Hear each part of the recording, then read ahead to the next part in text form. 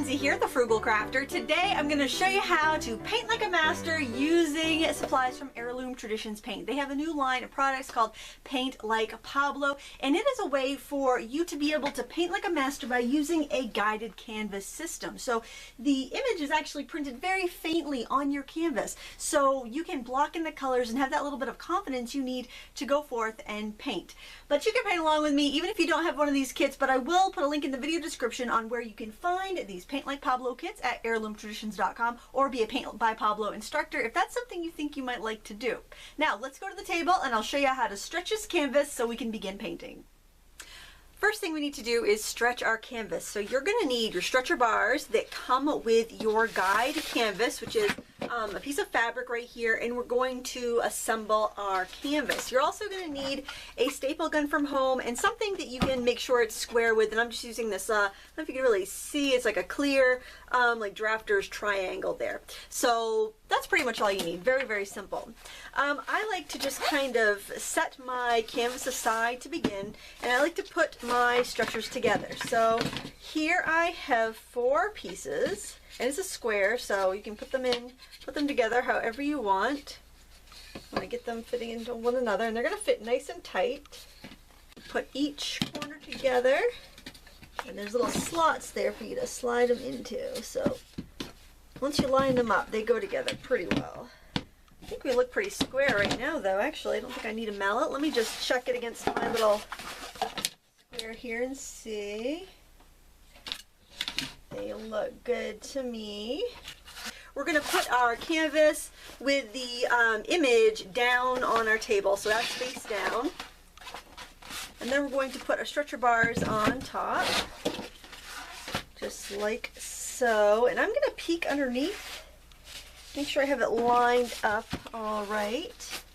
You're simply going to reach around the back here and pull up one side. Just fold one side over. And then you're going to use your staple gun to put a staple in the middle of that side, right on the fabric. Okay, that's going to hold that fabric down. Then you're going to pull firmly on the opposite side and wrap that fabric around that side. And secure that with a staple. Then you're going to do the same thing on the bottom end and put in a staple. By working around from side to side, it ensures we get even tension all throughout the canvas. We're going to do the same thing on this end. We're going to pull up our fabric, we're going to pull it nice and snug, wrap it around, and pull it down. This process gets very simple the more you do. Now at this point, I like to make sure my corners are really, really nice and neat, so I'm going to fold that in and put a staple. Then I'm going to pull this down and put another staple. And you'll want to do that to every corner as you come to it. After you have the middle of each side and the corners done, you want to start putting in staples in between. Remember to work back and forth from side to side. What you do to one side, do to the other. And continue on in this fashion until you have your staple about 2 inches apart on the back. There, and now you're ready to paint. Okay, we are all set to paint. I got a water bucket and my palettes on a little tray in front of me, and I'm going to start off with some white and some mauve, and I'm going to start filling in the background here. You can decide whether you want to have a lot of brush strokes here, or if you want to have it a little smoother. I think I like the brush strokes. I'm definitely going to want it smoother than my sunflowers, but I do want to have some brush strokes in there. And I'm just dipping my brush in a different color every time, so I end up with a variation in the background. If I feel like it's too blue, I'm going to get some more purple. I'm grabbing a little bit of red there. You're going to use probably quite a bit of white on this background. And it's better to go over the edges of the flowers, because when you go to paint those petals, you're not going to want just plain, canvas coming through, because it's not going to be as pretty and as bright as the paint that we're putting on. Also, you don't want to skip around. You want to stick in one area because that way you can blend a little bit until everything, before it dries. Acrylic paint wants to dry pretty quickly, so you want to kind of just work a small section at a time. The nice thing about this purple background is that it's really going to make our colors, like our beautiful yellow sunflowers, really pop once we paint those in there.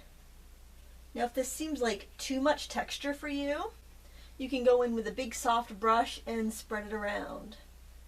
I also recommend getting around to the edges of your canvas while you're at it, because that way all you have to do is put a wire on the back and you'll be able to hang it up without a frame.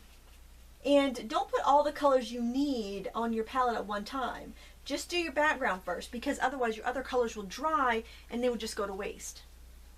So you want to continue in this pattern until you have the entire background done. Keeping in mind these little areas in here where you can see background, you want to get all that done in this first stage. And then you'll let that dry before you go on to the sunflowers. Okay, I left my painting to dry overnight and I'm back here this morning to finish it up. And I'm going to start with a little pot down here and get a little brown at the top. And so I have my palette here. What I'm going to do is actually I'm going to mix a couple of colors here. I'm going to mix a gray, and instead of using black and white, I'm actually going to use my Prussian blue and my brown, and then I'm going to add some white to that so I get a nice gray. And that's going to be the bottom of the pot. I don't want to mix it too much, because the wonderful thing about the impressionistic style is that it is very loose. I think I want to put a little golden ochre on my palette as well, because I feel like there's a little bit of warmth in there, and I forgot to squirt some of that out, so we'll put a little bit of that on there. Oops, that's just that warm yellow. I don't have a yellow ochre in there. That's all right. I'm going to add a little yellow to that. I've already squirted that out. Add a little bit of yellow in there to warm it up. Maybe just a touch of red, and just kind of make my colorful gray. It always looks nicer than putting just a straight gray from the tube when you mix up your colors like that. I'm just going to get the edge of my vase reclaimed here. And I'm using the paint fairly thickly because I wanted to stay wet enough to blend to each other. Gonna add some of that brown in there into the white, into this top part of the pottery. It looks like it's like a two-toned thing. And I'm even going to go over some of the flowers where the pot is, just to make sure that I actually have something there. I still feel like I wanted a little bit yellow there, some of the yellow and the brown together, just mixing a little bit of brown, a little bit of yellow, trying to replicate that color. There we go, that's much nicer. I want texture on the vase. Now I also noticed there's kind of some reflections in the on the edge of the vase. It kind of looks almost purpley reflection, so I'm going to go in and add that. I've got some purple on my palette from yesterday I'm grabbing. I'll grab a little bit of blue with that. Just bring that shadow over. Again, keeping it really really loose and colorful. We want this impressionistic looking. We want to see our brush strokes. The reason impressionistic art has so many brush strokes and is so painterly looking is because cameras became commonplace at the same time that Monet and Van Gogh and Monet were all painting, and they wanted to do something different than what a camera could capture, so they decided to paint and keep all these brush strokes visible. Okay, there. That does it pretty well for the vessel. We'll add some higher highlights on there after it dries. Well, you know what? We probably could do that right now. Let's grab a fresh brush, though. We can add a couple of white highlights right onto that, right onto the...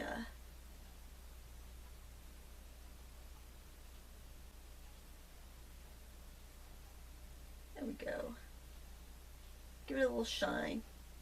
Okay.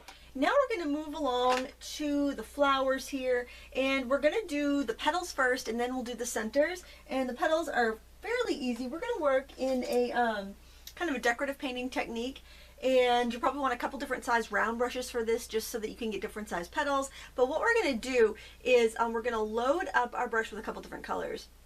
I'm going to load up with yellow And I'm just getting my brush in there and then I'm twirling my brush so that I've got a lot of paint, but my brush will still come to a tip, come to a point. Then I'm going to pick up a little bit of brown and I'm going to pick up a little bit of white. So I've got like 3 colors on this, so I'm going to get those streaky brush strokes that I want. And then I'm just going to press my brush down and I'm going to kind of overlap the center of a flower and twist and pull, twist and pull, twist and pull. And I'm just going to fill in my petals like that. The white is going to give the paint the opacity it needs so that the ends of the petals that come out over the background will cover.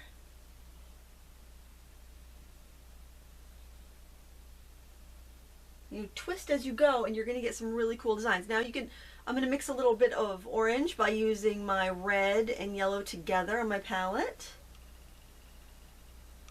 My palette's simply just a piece of plastic packaging. You could use a paper plate, a plastic plate, whatever you want, an artist palette, palette paper, whatever makes sense for you. This time I'm going to go in with that orange that I just mixed. I'm going to go in with yellow and I'm going to dip it in white. And I'm going to keep going around. And if I get too much of a blob, I can always go back in and lift it.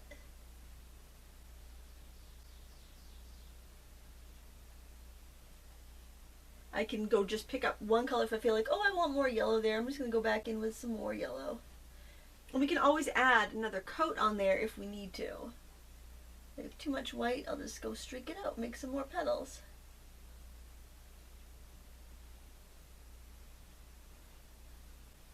So just keep alternating those colors and filling in your blossoms.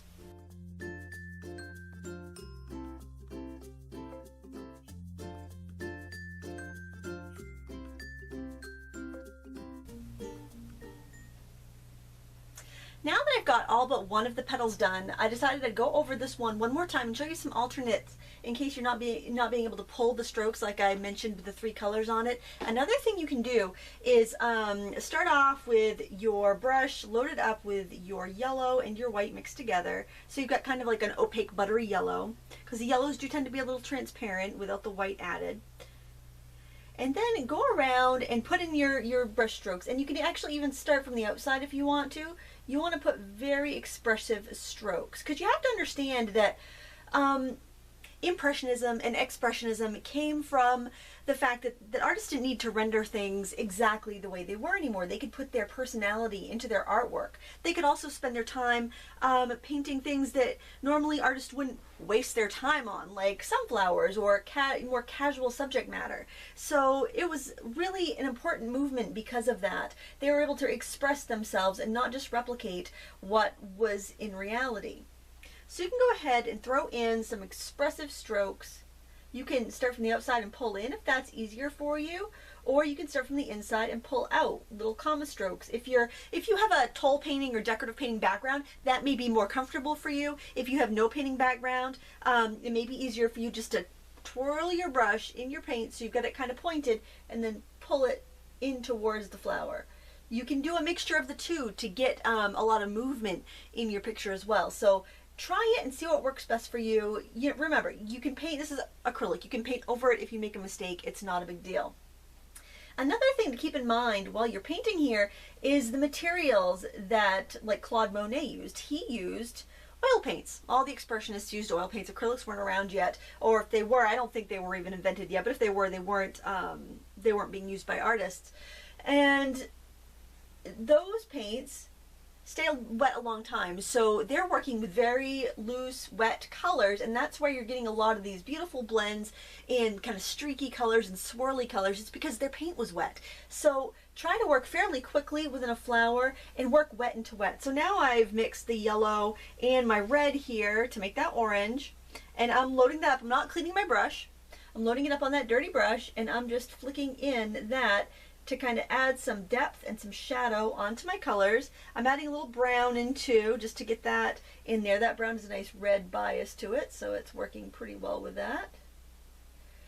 And I'm going over the part that's going to be the petal, or the center of the flower. Now we can go back in with just some pure yellow and put in some really thick brush strokes. Let the brush strokes be seen. I mean, they're not going to be that thick because this is a fairly thin paint, but you can definitely kind of lay them on top, kind of like you're trying to ice a cake and you're not trying to get the crumbs. Like, you know, when you frost a cake and you try not to get crumbs. That's kind of what we're doing here. And then you can dip right in the white on its own and throw in a few little highlights, thick highlights. Remember, they're working wet into wet because their paints are not drying in the time that they're painting. They're painting it all in one sitting, alla prima usually, and they're letting those brush strokes be seen because there's no reason now for them to try to depict a photograph because cameras are available to a lot of people.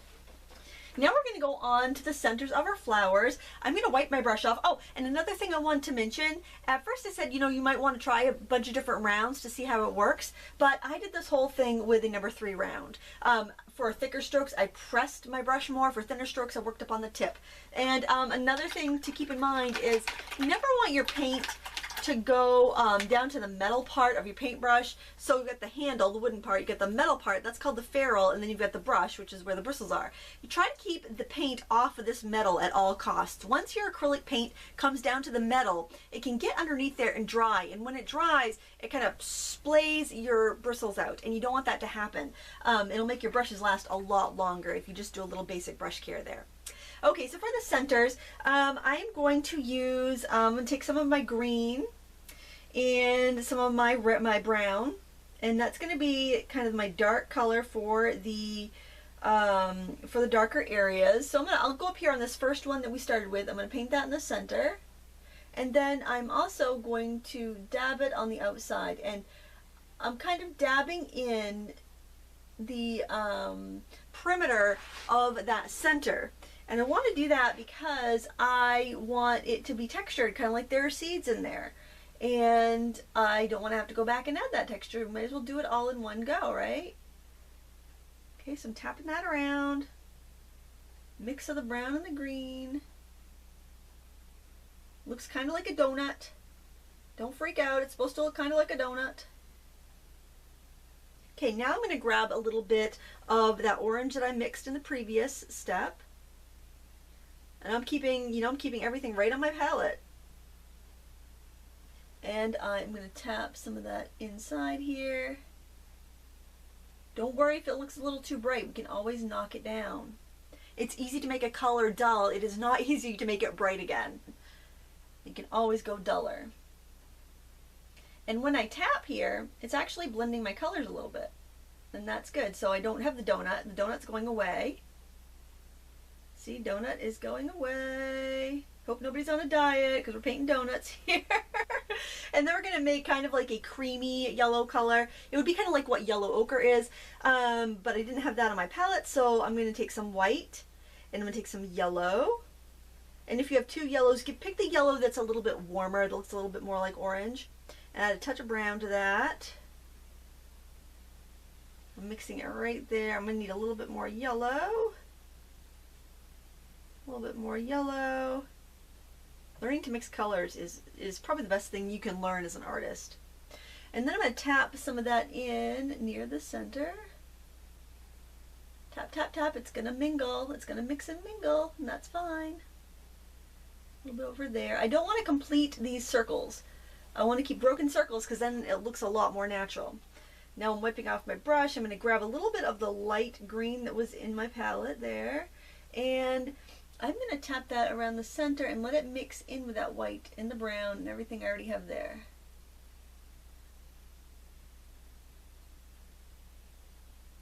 And see, by tapping, because we're not painting, we're tapping, it's giving us some nice texture.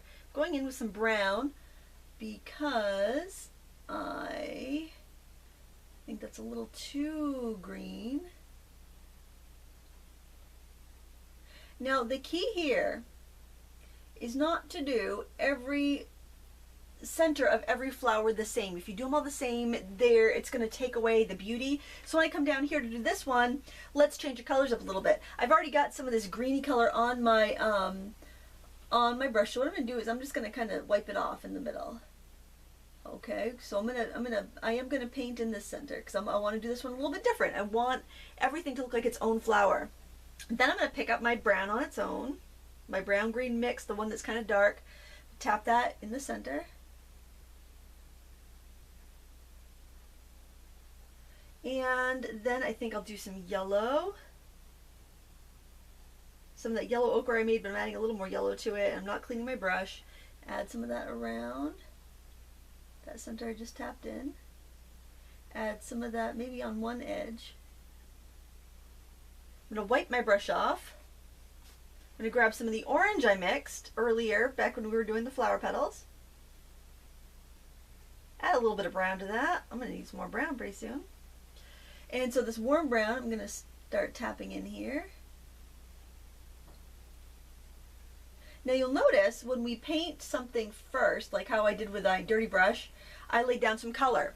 So then when I'm going over and trying to put that darker color on top, it's very hard to get that darker color to stick. So that on its own is going to make it be a little bit different than the other one. Now I'm going to tap just some brown on its own.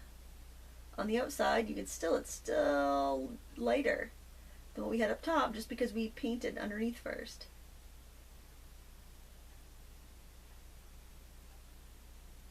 Keep tapping. I'm going to wipe off.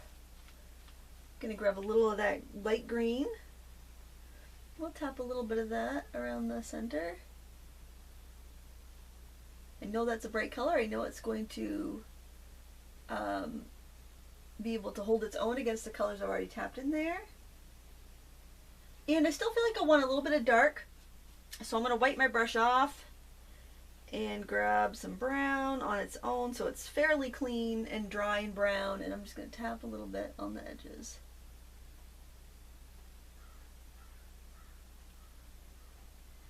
Now if you find yourself in a predicament where your paint is, you can't adjust it because you've got too much white underneath, you've got too much of an opaque color underneath and you can't pull that color up, let it dry, go back in later and tap in your shadows. It'll be just fine. Plus you might even have some texture down there, so all you have to do is dry brush a little shadow in. And we can adjust some of those after we're done painting in the rest of the centers here. I do want to show you how to do a couple different things. I want to show you how to get into the center like there, where we have, we just have a little bit of it peeking through. We don't have to do that much in there. We just need to paint around some of the petals here.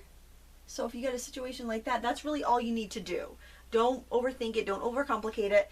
If you have to have a situation like this where you're seeing the back, this is more of like a stem that you're seeing. It's not the center of a flower. So in this case, I'm just going to go in there with my brown, kind of get my edges, and then just pick up some green and just work right into that and just kind of tuck the stem in where it goes behind another flower. Don't overthink it, okay? If you run into a situation where you can't see what's underneath and you're trying to kind of make it up, there's a couple things you can do. You can either look at a photo of the original master's painting, or you can make it up. You know, sometimes when you paint your background, like I mentioned before, I like to go over, if it's between covering up a stem or potentially having some of the raw canvas showing through, I'd rather cover up the stem so that I don't have any weird unpainted areas. So, you know, you can always find a photo of the master's painting and you can go from that, or you can make it up, whatever, and look at your composition and say, okay, what does this need, and go from there. Just remember, try to keep things symmetrical. Like if you're doing a stem like this, say, okay, if my stem should be in the middle, so should be equally big on either side of it, and kind of go from there. And remember, you can always go back in and adjust because these are acrylic paints and you can paint over them. So I want you to go in and finish up the rest of the centers of your flowers, and we'll come back together and do the leaves in a minute. Okay, we're going to leave the flower centers alone for now, and we're going to go into the leaves. And I'm going to just grab a big flat brush. You could use a smaller one if you're more comfortable. I am going to load up my brush with a couple different shades of color. I'm going to first load it up with white. And then I'm going to load one corner of my brush with this lighter green that was on my palette and one in the darker green. And if you don't have the same colors that I do, you can always mix the colors to get a couple different shades of green. And I'm going to start with, I think I will do some of these flowers down here because, I'm sorry, leaves down here because they're just a little bit more separate, and I feel like I can kind of put them in without disturbing anything else. So I'm just gonna throw those in there, just a few. This is looking way too light to me, so I'm gonna go in and grab a little bit of that Prussian blue and add it to my dark green and just kind of go over some leaves. I think I am gonna want a smaller brush than this just because I'm feeling that I don't have a lot of control.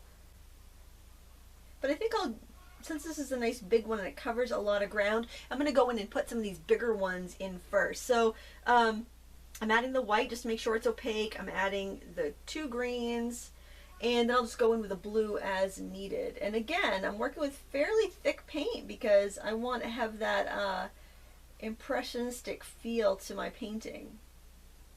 And if you notice that you forgot a sunflower or something like I did right there, at this point I could either go back in with yellow and add a little sunflower there, or I could paint over it with a leaf. I think that because I have so many leaves over here already, I'll just go in and throw a few petals in there with my yellow, because I still have plenty of yellow left. But you know, that's a choice that you can make as you develop your picture.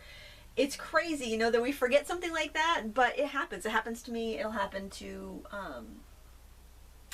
anybody.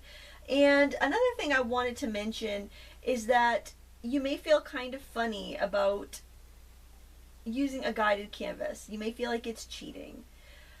But you know what? I don't think tracing is cheating. I think if it helps you learn, I think if you get enjoyment out of it, then there's no harm. You know, obviously people are going to look at that and they're going to say, "Oh, that's you copied a Claude Monet. You're not trying to pass off his work as your own."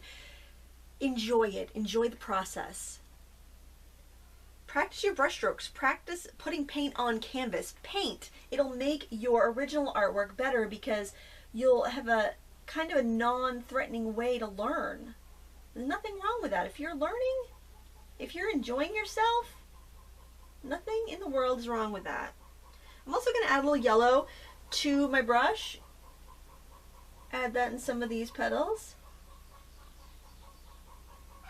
And that's a thing. I mean, and you probably hear my chickens. Can you hear my chickens? And that's a thing that's wonderful about this. Is like if I want my petals to be brighter, I can make them brighter. I can make choices. I have the guide, and that's helpful. But then I have all this room to be. I have confines in which I can be creative. I can say, well, I want my leaves to be a little more teal. I want my leaves to be a little bit more brown. I want my leaves to be a little bit more yellow. Those are the choices that you have. And you may not be used to putting thick paint on canvas like this. It's kind of fun. And having a little bit of a safety net of the guide can really, you know, make it a little less stressful. That is one animated chicken. Can you hear that? That's so funny. Okay. I think that chicken wants to paint. Do it. And a lot of the leaves, you know, when you look at impressionistic artwork, it's an impression. It's a swash of paint that gives you the impression of a leaf. That's why they call it impressionism. It's an impression. It's not a realistic replication. We get canvas for that. Enjoy the brushstrokes. Enjoy the movement. Enjoy the feeling of putting paint on canvas. And just keep filling in until you've put as many leaves as you want, or you've covered up all of the blank leaf spots that you left when you painted your background. Now I want to get some shadowed leaves in here because I've got a lot of the highlights in there, and I am going to wash my brush off because I want to get that white out of my brush. If you want to switch to a smaller brush, feel free. I might. Why don't I switch to a smaller dry brush? It's also important when you're painting to wipe your brush off on a paper towel after you've washed it, because if you get too much water in there, your paint could run, and you might end up making it too thin, and it won't cover up like background or other things underneath that you might want to cover up. I'm going to add a little bit of brown and a little bit of Prussian blue into my darkest green here, and it's giving me a nice kind of green, gray, black color. And oftentimes I would paint my shadows in first, but for this, because I'm both going by the guide that's left behind, but I got a little crazy with my background, so I'm also looking at a photograph of Claude Monet's sunflowers. I'm kind of piecing in some of my background And another tip, and see, the thing I like about the guided canvas, you can obviously follow along with just a regular canvas. Nothing wrong with that at all. But the thing I do like is that it just gives you a little bit of freedom to experiment. Now here, I like it to use the biggest brush I can handle, and I think that's a really important thing for you to try, using the biggest brush you have, because it will teach you better brush control. So I don't feel like I have to get in there with a small fussy little brush. I feel like I totally stay in here with my big brush.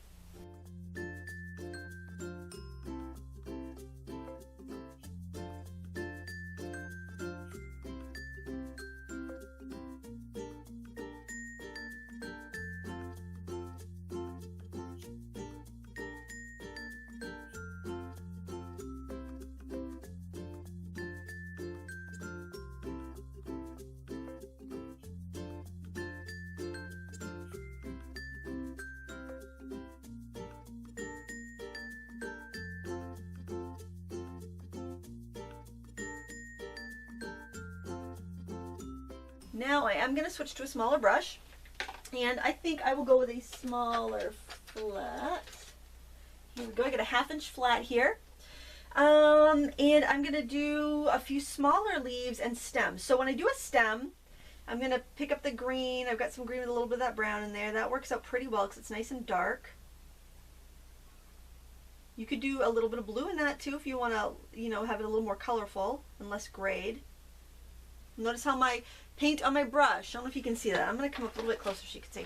Notice how the paint on my brush is not all the way down to the metal. Okay, you don't want the brush, you don't want the paint on the metal. I probably say that 5 times because it's really important if you want your brushes to last.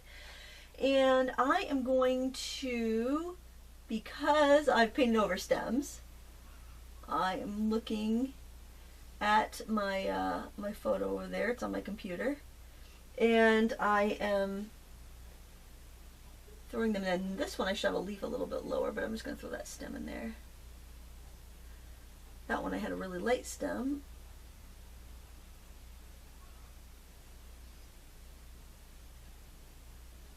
It's almost like they're dancing, isn't it? It's like we got some dancing flowers here. They're having a grand old time, aren't they? Now here I need to do the hip of this flower, the back side. Okay, so I'm taking that same dark and I'm just pulling it back towards the petals. And now I'm going to pick up a couple shades of green. I am going to wipe my brush off though. I'm going to do my light and dark green mixed together. And I am going to very carefully work it in around the petals that I've painted already.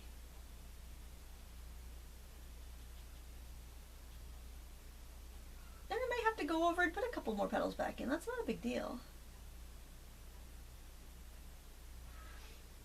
I just don't want to have any flowers floating off in space at this time and point in time. I am going to do something to this area over there. I felt like that was a little too weird. A little too loosey-goosey there. Okay, and I think I want to put that little flower petal in there that I missed. Go back to my round brush. Clean it off. Always wash your brushes with soap and water when you're done a painting session so your brushes do not get ruined. I'm going to go back in. I'm just going to do my white and yellow mix. I think that'll be fine. And just going to throw in some petals. You don't even have to really see that it's a flower. It's tucked back here. It's in the back. Throw in a little bit of orange streaks in it just to give it some sort of shape because it doesn't really have much shape.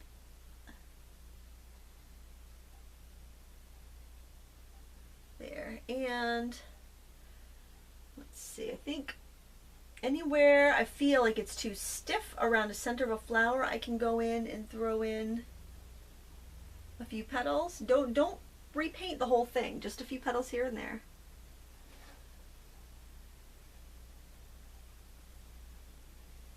Mostly they're going to be like, kind of like your yellow and white mix.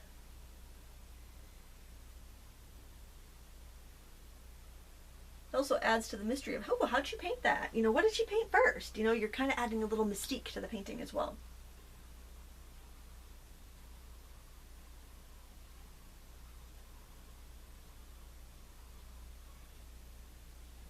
those layers over there, because these petals are in front, so I do want to make sure that I get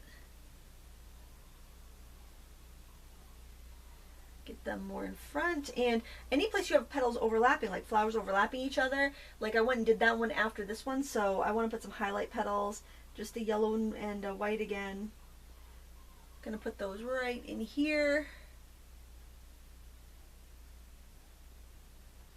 At this point, just throw whatever finishing touches you want. Maybe you want to put a few brighter, whiter, yellowy petals in some of these flowers, or maybe you just want to let it sit for a couple days and see what you think it really needs. That's usually the best bet.